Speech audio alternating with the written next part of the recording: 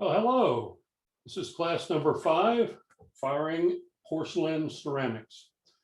Last time we talked about firing earthenware objects like clay bricks. We learned that last time that partial melting or fusion took place on heating of the bricks. This melted phase, when the bricks were cooled, the melted phase was solidified and it formed a glassy binder, residual binder phase that held the relics of the clay particles together and all the other minerals that came along for the fun. The amount of glass in those products was pretty small, just a few percent by weight. What we're going to see today is that the amount of glass in porcelain products is very high. The reactions are more complex in firing these products. So let's just review just a minute. I showed this diagram last time in firing heavy clay products. This is a portion of the potassium oxide alumina silica phase equilibrium diagram. The potassium axis is way down here. The alumina axis is way down here. So we're only showing a portion of the phase equilibrium diagram. The overall composition of the brick was somewhere up here. If you did an X-ray fluorescence on the clay product, you'd find the composition up here. But during firing, the first melting forms down here close to 800 degrees Celsius. Just before red heat, that melted phase is formed by the action of the potassium oxide constituent of the clay acting as a flux. So you can imagine clay particles with little droplets of glass forming on their surface, and those glasses, little droplets moving to points of contact in order to reduce the surface energy at the points of contact with the clay particles. So the glass composition starts out somewhere down here. And during firing of the brick, it moves. The composition of the glass phase moves toward the final composition. Along the way, we'll form a second glass, glass containing more aluminum oxide. It's typically immiscible with the first glass that was formed at low temperature, the second glass formed at higher temperature. And eventually, the glass becomes close to the final composition of the brick or the clay product. We don't always get to equilibrium in firing these products, a point that will be made today in the lecture. Now, if we look at a dilatometer measurement on the clay product on heating, so this is the dilation axis, delta L over L, and this is temperature on the horizontal axis. So on heating the clay product, we saw last time that there's normal thermal expansion. Heat it up, it gets larger in dimension. And right up here, about 573 degrees Celsius or thereabouts, we go through a quartz inversion. Okay, so there's a jump in dimensions right at that point, right there. That's also the temperature at which dehydroxylation of any kaolinite crystals will take place. And if you have other types of clays, the dehydroxylation will be in this general area. And so get a little expansion on heating. As we continue heating, a little bit later on, we'll begin to see the beginning of shrinkage. That's incipient vitrification, incipient fusion. Incipient means the beginning of.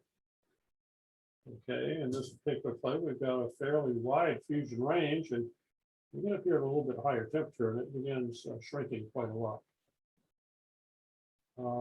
So here's the point. If we were heating this clay particle to this point, right to incipient fusion, and decided to start cooling, what would happen?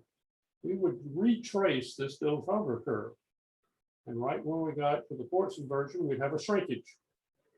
A sudden and dramatic shrinkage take place. And then we would return to the initial temperature. We'd actually come to the origin of this graph. Well, you know, that's important because this sudden shrinkage can cause cracking in the clay body. We're going to talk about that later. So if you heat up to a point above the inversion of quartz, and you cool down, you're going to cool slowly through this inversion, try to minimize crack formation. Now, what if we heat up beyond the point of incipient fusion and get to somewhere like here? And when we start cooling, we're going to start immediately shrinking. That's thermal contraction. We get up into the area of the quartz inversion, and we're going to have a quick step down. Okay, that's the inversion of the quartz from the beta to the alpha form. Okay, remember, quartz is one crystal structure, but the beta form, the high temperature form, is a more open structure, a less dense structure than the low temperature form. So once the inversion takes place, we're going to go back to the thermal change, the dilation axis. But you see it doesn't come back to the origin. There's a net shrinkage here caused by devitrification, shrinkage on firing. Now suppose we continue heating up here at higher temperatures, a bit above 1,000 degrees Celsius, then we form mullite, primary mullite. Okay, and really interesting for you to see that after we form that mullite, the rate of shrinkage decreases. This is very, very important in firing whitewares because you have to create a lot of glass in forming a whiteware or porcelain product. We call it whiteware because it fires to a white color, and then you can put a colored glaze on it, a glass on it if you want to. But we have so much glass in whitewares that we need this mullite to help our body from shrinking too much. We don't really care about that with earthenware products generally. It'd be a rare case that we did. Okay. We also talked about product standards for clay products, and we said a lot of the clay products differentiate between molding, that's a compression of a very plastic mass, plastic pressing as we would call it, versus extrusion, which is a much lower water content. In the United States, we don't differentiate between these types of products, but in the tile standards, there is a differentiation. We characterize these materials by water absorption. That's the gain in weight after a certain time of immersion in water compared to the dry weight expressed as a percentage. It's the old-fashioned way of trying to figure out how much porosity was left in one of these products. Old-fashioned meaning it's easy to measure at the plant level. It's simply a weight change. We also have physical properties like compressive strength, or maybe breaking strength in a paving product. We also have performance-related criteria related to freezing and thawing. In the United States, we use the saturation coefficient and a maximum on water absorption. In Europe, a performance test is used in order to qualify brick products as freeze-thaw resistant. Now, it's true that there's an alternate test in the United States that allows you to go through a test, and it is not deemed as severe as some tests in the rest of the world, for example, in the European community.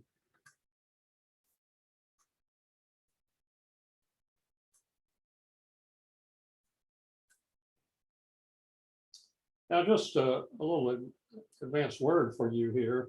We're going to talk about a lot of reactions today that happen within the porcelain on firing. And so if you don't like to talk about these reactions and these processes, it's okay with me. You can walk away from this lecture knowing that a lot is going on that influences the firing cycle, the firing rate in particular. Or you may be interested in the ceramic processes that are there, the reactions that are taking place. So we're going to talk about a lot of these, and I don't care what your viewpoint is. you're going to walk away smarter after you look at this information. So let's talk about porcelain products. We call them whitewares because they typically fire to a white color if they're unglazed.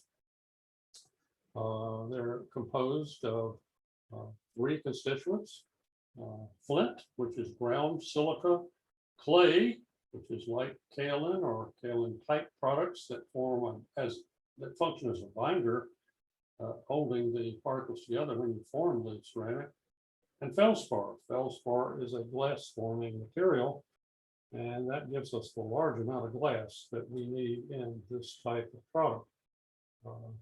We're not going to consider glazed products. That's beyond the scope of this lecture. But I believe you have another course by the Society on ceramic glazes. I showed you Professor Kingery's diagram, a partial representation of the potassium oxide. That's the lower left-hand corner. Alumina, only they haven't gone all the way down to alumina. They've cut it off at mullite. And silica phase equilibrium diagram. So the porcelain compositions that we're talking about today really are in this portion of the phase equilibrium diagram. We would guess that their constituents are, well, silica. Okay, that's one of the compatibility triangle. We're going to think that one constituent is mullite. There's a substance called metakaolin that's there for a while. And the other one is the potassium aluminum silicate, which would be the glass phase in the fired product. So we'll talk about raw materials just a little bit. I've already mentioned them. Triaxial whiteware is about 1/3 each of flint, clay, and feldspar. I talked about the functionality. All materials that go into ceramic mixes have a function in the mix that plays the binder. It holds everything together, and it's going to end up forming the primary mullite when the ceramic is heated. The flint performs the function of being a skeleton. It prevents too much shrinkage from taking place. It is impacted slightly by the firing process, somewhat in the firing process, but it holds everything together and keeps the product from slumping. Of course, when silica dissolves in glass, it creates a very viscous glass. So it has a lot of attributes that make it usable in whitewares. And then the feldspar is a low temperature glass former, forming glass about 1100 degrees Celsius or thereabouts. So the kaolin fires white. You've seen the reaction here. This is the simplified reaction of 3 moles of clay, kaolin clay, go to metakaolin, a material here, dehydroxylated kaolin, plus it picks out 4 silica molecules and 6 water molecules. So that's the dehydroxylation process forming primary mullite, but 3-alumina.2 silica is the mineral mullite, primary mullite. But this doesn't happen all at once. Dehydroxylation is down here in the 500 to 600 degrees Celsius range, and formation of mullite is above 1000 degrees Celsius. So a few things happen along the journey, along the pathway. I've shown you this callus grade kaolin data sheet before, and you can see some information here about moisture content and particle size distribution. Very important to have a fairly uniform particle size distribution. These are fairly fine kaolins used in callus materials and whiteware products. Sometimes we use coarser primary kaolins to aid in dewatering of the product when it's been slip cast or pressure cast. So particle size is an important criterion always in ceramic. We always had a joke when I was a student in ceramics. If you took a test, if you answered any question particle size on a test, you had a good chance of being correct. Okay, that's why it's so important. So you can see about 38% alumina, 45% silica. These things don't add up to 100%. Well, the reason is that this product data sheet is presented on an as received weight basis. And over here, of course, here's my alumina content of 44% or thereabouts on a calcined weight basis, fired weight basis. Now, I hope you'll like these two laboratory graphs. The one on the left is the differential thermal analysis graph and thermal gravimetric analysis. And you can see that when you get up in the realm of 500 degrees C, we're going to have a major weight change due to dehydroxylation. Of course, we're going to emit water vapor at that time due to the dehydroxylation, and the differential scanning calorimetry curve here shows you the endothermic reaction that takes place at the time of dehydroxylation. I'll remind you again, of course, endothermic reactions mean that you're decomposing a mineral, and when we see an exothermic reaction like we do up here above 1,000 degrees Celsius, it means that we're forming a new compound. I think this thermal dilatometry curve is really important for your understanding, because here's dilation versus temperature on heating.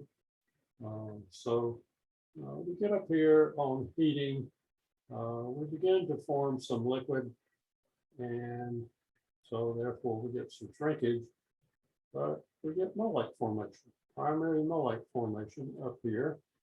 And look what this does to shrinkage. It pretty much stops it. For a while on heating, we've got a little plateau here.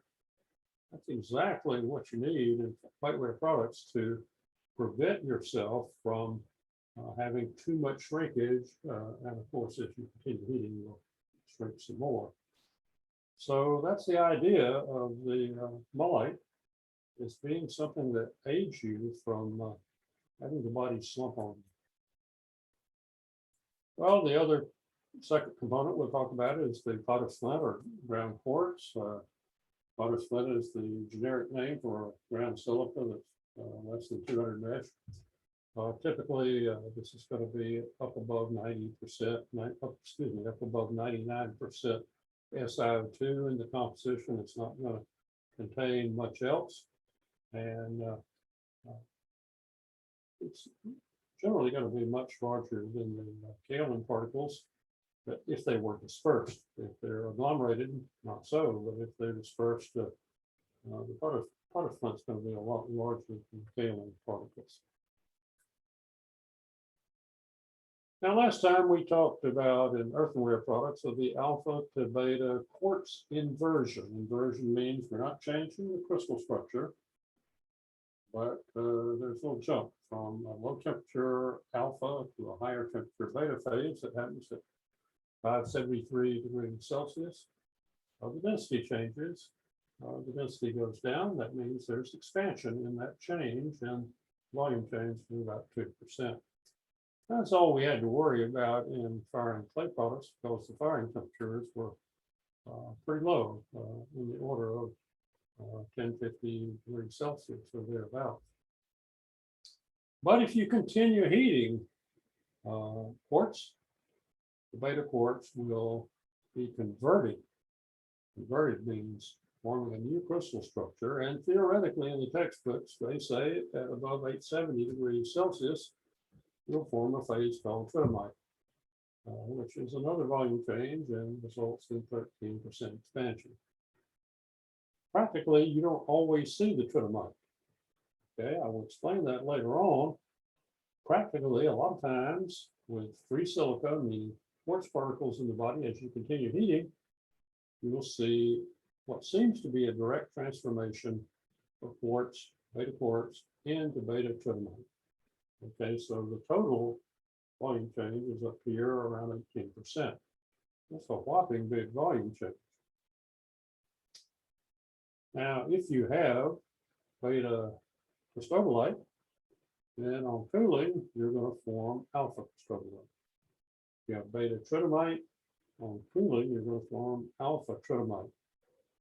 That's going to be another volume change to deal with. And I'm going to show you that. So here are some of the inversions. You can see that in the shrinkage curve, let's look up on the upper right, to start with, on cooling, you can see the quartz inversion up here at 573 degrees Celsius. You can also see it on the DTA curve. It's endothermic on heating, it's exothermic on cooling. Excuse me. I might have my terms wrong. It's endothermic on heating, so it has to be exothermic. It looks like I have this arrow in the wrong direction here, but nevertheless, you can see the quartz inversion. Now, if you have cristobalite, as you continue cooling, you get up here about 180 degrees Celsius or thereabouts, we're going to invert from beta cristobalite to alpha cristobalite. And you can see that right here. Another exotherm, okay, still in the wrong direction. You can see it on the laboratory instruments. So the deal is, if you have both quartz and cristobalite, you have two regions to slow down the cooling, or you can have some problems with cracking. I'll talk more about that in a moment. Okay, well, the glass formers, feldspar and nepheline syenite. Feldspars are alkali aluminosilicate minerals. We have soda type and potassium type or potash type feldspars. They act a little different. Remember, the potash feldspars, potassium oxide, is a very, very powerful flux in forming glasses. So feldspars are typically used at a particle size of less than 200 mesh, like the potter's flint. So that means that they're similar in size originally in the ceramic body at feldspar and potter's flint are about similar in particle size, but much bigger than the kaolin if the kaolin is dispersed. Now, nepheline syenite is a natural rock material that contains potassium soda, as you can see, and aluminum silica. It's ground. It naturally occurs, I believe, in Norway and in Canada. It's used in a lot of pottery products to encourage early melting because it melts at a temperature just above about 1100 degrees C. Actually, nepheline syenite's a little lower than that, about 1020 degrees C, I believe. So that's where the glass melting starts in these products. That's where you would expect dilation to take place in these products. Here are some generalized compositions of albite, soda feldspar, and potash feldspar, K feldspar. You can see the difference here in the compositions. So pretty easy for you to pick them out. Nepheline syenite, by contrast, contains a little bit of everything, soda and potassium, aluminum silica, a little bit of calcium, and melts at 1020 degrees Celsius. So a lot of ceramic bodies, if they're fast fired, people might go to nepheline syenite to encourage glass formation at a little bit earlier temperature. So here we are in making our ceramic body. You can see that the potash phases are going to melt above 1000 degrees Celsius here. And so the glass phases will originate somewhere over in here. Okay, so we're going to do what we did with the other brick compositions and talk about transient liquids. Okay, so here are those reactions. You're going to love it or hate it, but we're going to talk about them. The goal of fire is to meet product specifications. That's very plain and simple.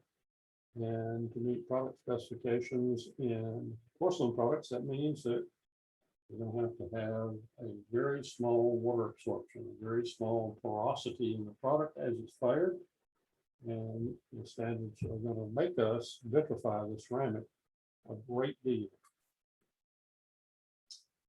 I don't like to read slides to you, but this is a great, great statement. I love it. I'll read it. It must be pointed out that the high temperature reactions of the constituents of pottery or whitewares are incomplete and never reach equilibrium during firing. Okay, most of the quartz grains in the fired body are left undissolved or maybe partially dissolved, while some of the feldspar remains as relics of discrete particles. That statement was made by a gentleman named Chow in Microstructure of Complex Ceramics, and an older textbook by Fulrath and Past. If you're really interested in these reactions, I think Chow's chapter in that book is the best that I have ever seen in my career. Matter of fact, some student ran off with my copy of Fulrath and Past, and I had to buy an extra copy from a used bookstore, but it's still available if you look on Amazon. Now, one diagram that I came across tried to link the raw materials, quartz particles, here shown as little crystals, and probably a transmission light graph. Here we have a scanning electron microscope particle of kaolin crystals, clay as it's called, and you can see the platelets. They're pretty much dissociated, not completely. And then we have particles of feldspar rock. So all these are mixed together with water. You're forming them somehow the way you want to, drying and firing them. And this is the end result. And in the end result, you know, I have some experience myself in microscopy, so I can tell you that this is a kaolin agglomerates, okay, in the fired product. Dark gray particles or quartz particles or pottery flint particles. So the fired product has discrete quartz particles, or free quartz as we sometimes call it. And surrounding these quartz particles and everything else is a lighter gray glass phase. Now the glass phase, if you look closely, has little black pores in it, okay? And so there is some porosity left within this ceramic. Now we're going to talk in just a minute about the mullite that's in here. I can tell that there's primary mullite in here by the texture on the photograph that was revealed. We'll talk about that. So here's the deal. We start out with fraxial whiteware. So that means that there's about 50-50 clay to quartz in the body. So that's where the clay and quartz are. And here's where the feldspar starts out melting, somewhere up in here. And so the glass phase is going to go toward the overall composition. And that's up in here somewhere. And the clay and quartz, the clay is going to change a lot, and the quartz is only going to change a little bit. So I want to remind you that Chow in this chapter said these are complex ceramics. We don't ever get to equilibrium, but certainly we approach it in firing. Now, somewhere along the way, I saw a bunch of differential thermal analysis curves on heating and cooling.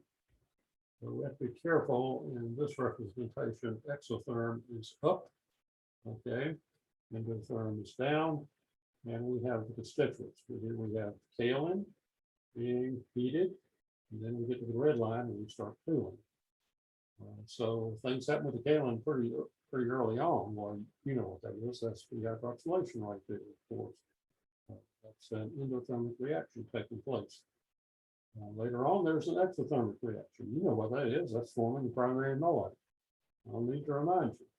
Within the kaolin. Within the quartz, 573, we have that endothermic reaction of the alpha to beta quartz. Okay. See much else here. until we start cooling, and there's quartz left in the body because you have a peak in the other direction and exotherm on cooling. So we know there's quartz left in it. We saw it in the previous slide in the photomicrograph. Now here's the glass phase melting. Melting is always endothermic, so we get a little broad peak down here. In this case, with methylene cyanide. So that's the deal on heating. So we're going to start and look at each region in detail. I know this is a little bit repetitive, but nevertheless, I think you need to see it. So here's the 700 degrees C to 1100 degrees C realm on heating. Remember that we have the formation of mullite up here about 1100. I see an arrow on the slide. The typical dehydroxylation temperature is not 985 degrees C. Oh, I'm sorry about that. Of course, it's around 580 degrees C. So I've made an arrow in the slide. So there's the dehydroxylation right there. The kaolin, the endothermic reaction. This is an exothermic reaction. This is the formation of mullite. We don't see anything happening here with silica, nothing with the methylene cyanide. So please, if you have these slides available to you, scratch out 985 and put it down here right in the realm of where the quartz conversion is, 500, 600 degrees Celsius. Now, I told you this was going to get a little more complex. And so here are the actual reactions that deal with the decomposition of the flake. So you can see 1, 2, 3, 4 different steps. The first step at 500 degrees C was the dehydroxylation of the kaolin, and we form alumina.2 silica and release water vapor. Alumina.2 silica is called metakaolin. You can buy metakaolin as a mineral. Calcined kaolin should be metakaolin if you didn't want to deal with that water coming off. Nevertheless, calcined kaolin is also used in some products because it's burning any carbonate that might be in the kaolin, produced a very high gloss kaolin. But we didn't form mullite at 500 degrees C. Up here at 925, another step takes place. The metakaolin is transformed into something called a spinel type structure. Spinel refers to a crystal structure.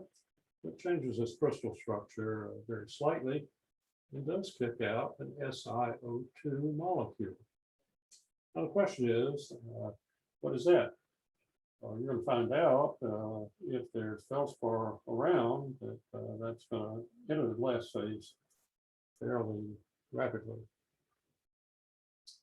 Up here around 1100 degrees C, 1080 degrees C, some people say, then the spinel type metakaolin is going to be transformed into premullite and cristobalite, and up around 1200 degrees C, that will form the primary mullite, the large elongated fiber-like crystals that we think of as mullite. Well, guess what? There's more to this story. Okay, we haven't finished yet. There's more to it, and I'm going to show you that coming up. I'm going to try to show you that coming up. Here it is. So here's a differential scanning calorimetry curve and thermogravimetric curve of a high purity kaolin, one component in the mix. So in this kaolin, we can see that we have a little weight loss here, down here at fairly low temperatures. If you look ahead a little bit, here's the CO2 emission, and what does that mean? We're burning some carbon off at low temperatures. So this kaolin contained a little carbon.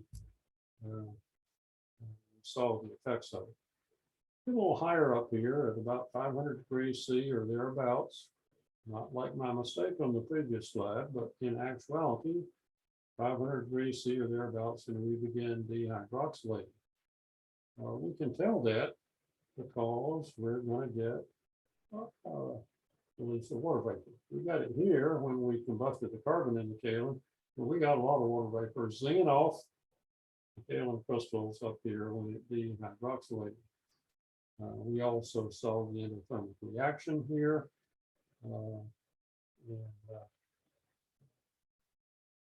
This dehydroxylation process. Now you continue up here, up around 1000 degrees C, we saw that first reaction where it's an exothermic reaction forming that spinel type phase. We get another blip in the curve, another exothermic reaction, and that's going to form the first pre-mullite, and they will form the primary mullite.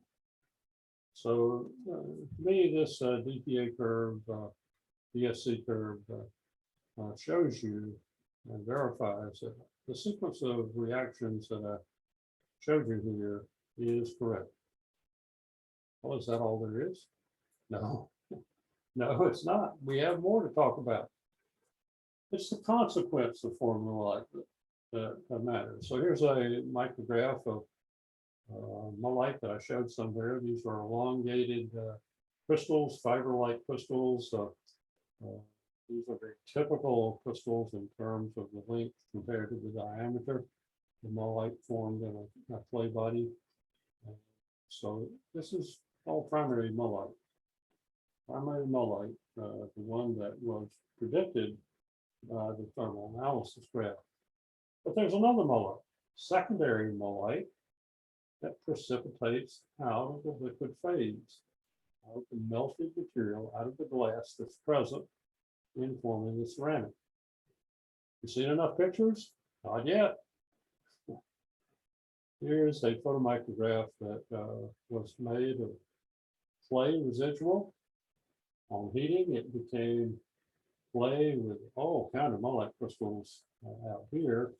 If you go out to the periphery of the clay crystal, then we've got the stringy mullite crystals, very long mullite crystals. Somehow this reminds me of fiberglass, okay? Glass fibers in a polymer matrix. Well, it's not that at all. It's glass fibers of mullite and a glass matrix, okay? And these secondary mullite crystals, as you can see, all are intertwined here and make this glass phase much more viscous than it normally would be. So the mullite plays a very important role in terms of primary mullite. We know that will affect the shrinkage, slow down the shrinkage at elevated temperature, and then we've got secondary mullite. When it appears, it's going to really help us prevent shrinkage. Okay, feldspars. Okay, so feldspars are going to melt up here in this realm of about 10-20 degrees Celsius and above. That is on this scale an endothermic reaction of dip down. And that's what we expect when we form the glass. So the sources of glass in porcelain are the melting of the feldspar and the methylene cyanide. But feldspar interacts with the dehydroxylated clay. Remember how the clay kicked off some SiO2 in the dehydroxylation process. The feldspar is going to attack that and form glass with that material. In addition, the feldspar is going to peripherally attack the surfaces of the quartz grains. Remember, they're pretty big, so now they're surrounded by a reactive liquid phase that is attacking them and causing some solution to take place, not complete solution.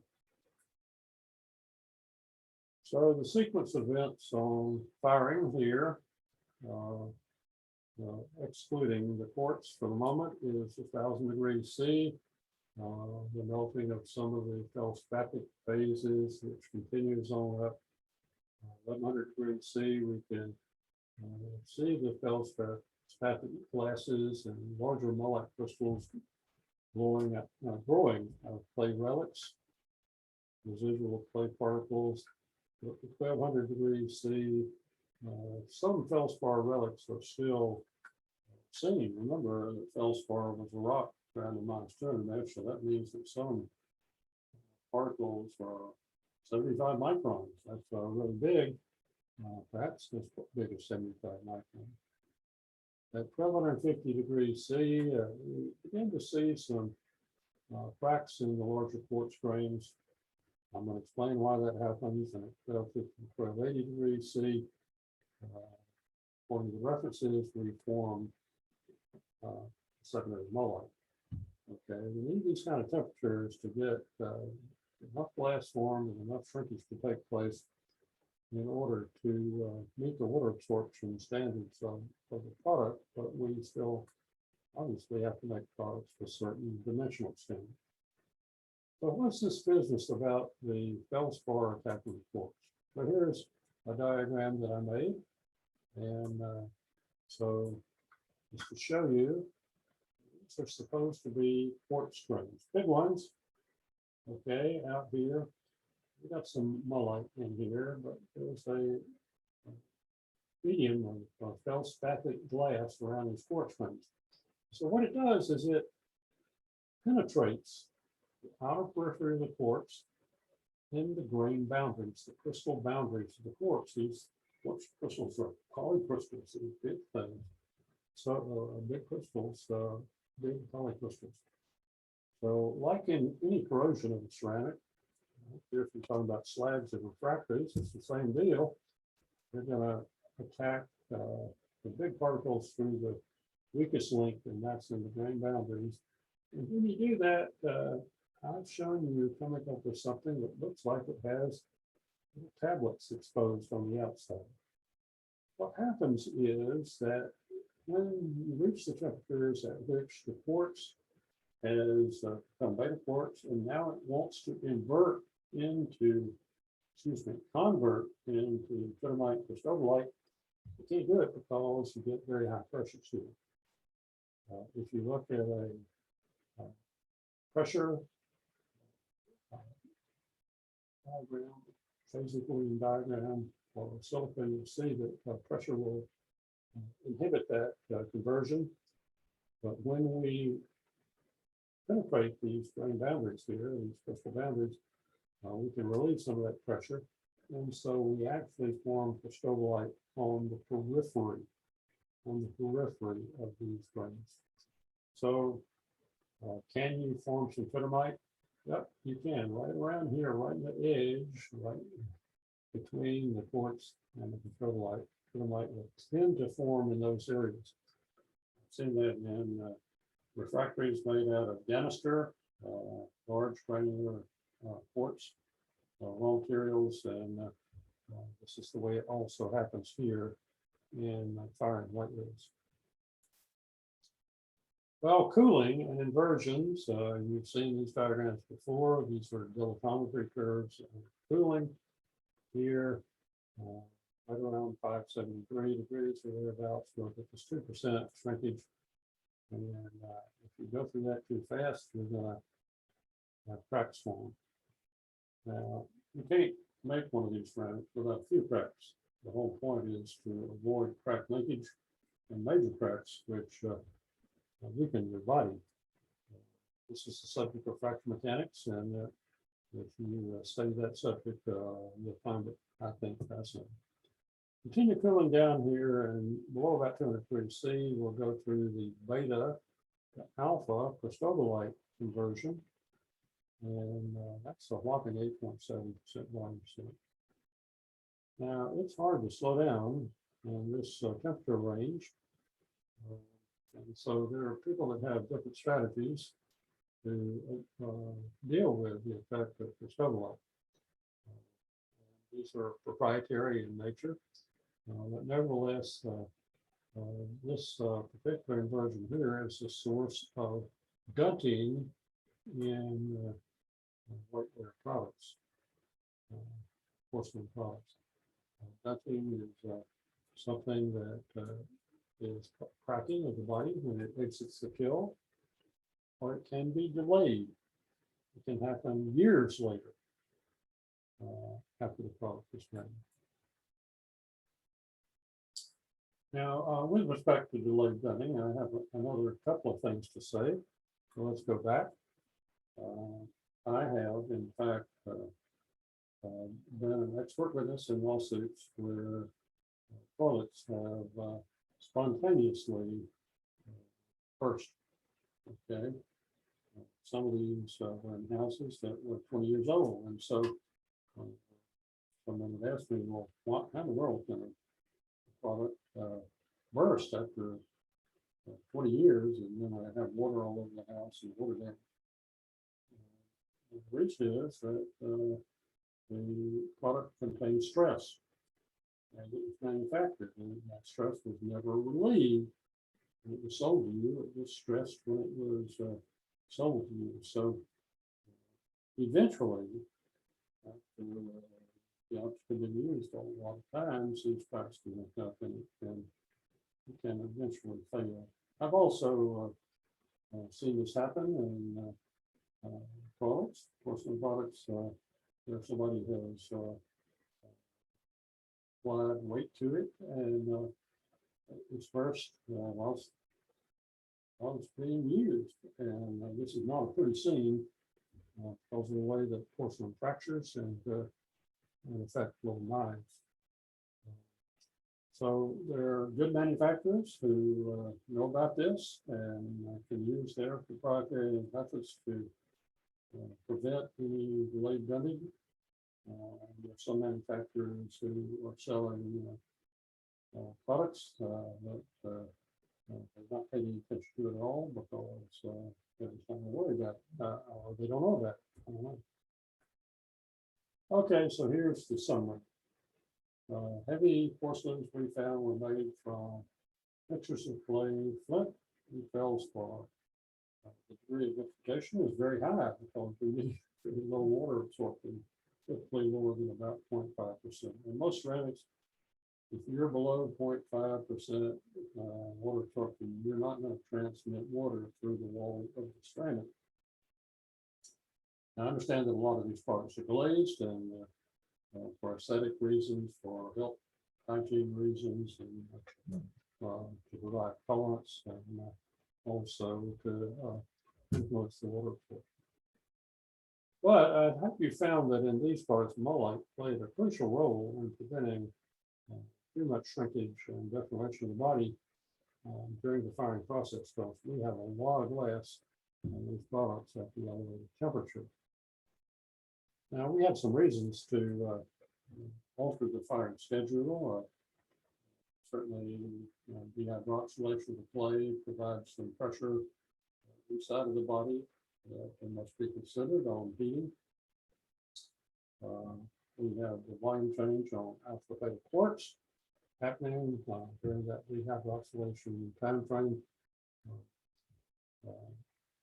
We may need to slow down the firing schedule a little bit during that particular time. Then when we start forming the glass, we need to worry about the glass distributing itself well, forming it uniformly through the body. You don't want to fire too fast and have a lot of the glass concentrated on the outside walls of the ceramic toward the outside walls. We also know that secondary mullite is going to form at the highest temperatures that we're firing, and we really want that to happen to prevent deformation. And then finally, we looked at the inversion of quartz and cristobalite. We told you why cristobalite it's not the only constituent of the ceramic. Now, I know that you can buy cristobalite, and I believe that some people make fast fire ceramic bodies, so using cristobalite just to avoid quartz. Well, that may be, but nevertheless, there's some ways that you can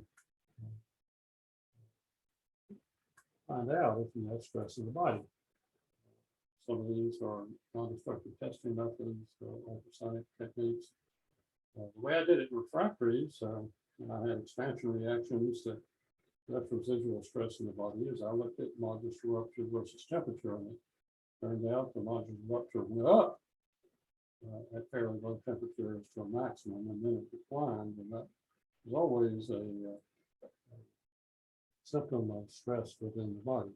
So that's what we did to determine. Now, I really recommend before, after, past look at chapter. It's really classic. I also recommend this article right here on Mollite development and firing in the Journal of the European Ceramic Society. We have that available to you, and you can look at that if you're interested in more work. That's a pretty darn good article. So the next class we're going to use as an illustration of firing and firing schedules. We're going to fire aluminum ceramics. Aluminum ceramics for years been the backbone and tonnage of fired ceramics. In many cases, crystalline ceramics. So we're going to do that next time. So I hope you've stuck with me in this class today. It will be less complex actually in firing alumina, but some different considerations in that process. So I bid you goodbye.